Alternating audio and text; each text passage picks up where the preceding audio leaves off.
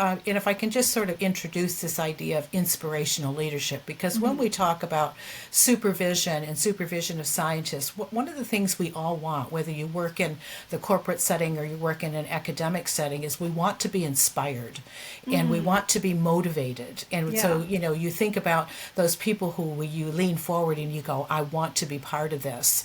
Well, the things that we know from the research around this is that there are some common elements that make inspirational leaders. And again, we looked at this from the top 10%, comparing them to the lowest 10%.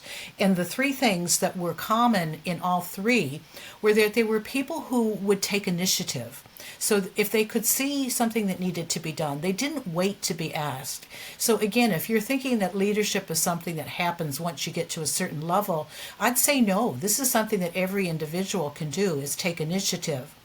The second thing that they did is role model. So they wouldn't ask you to do something that they themselves wouldn't do. And in some settings, we call this leading from the front, or walking the talk. So they tended to role model the behaviors that they wanted from their teams. And the third one, which was common to all the inspirational leaders, is that they were champions of change.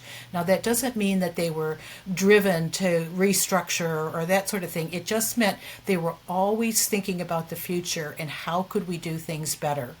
And so there was a continuous improvement orientation to them.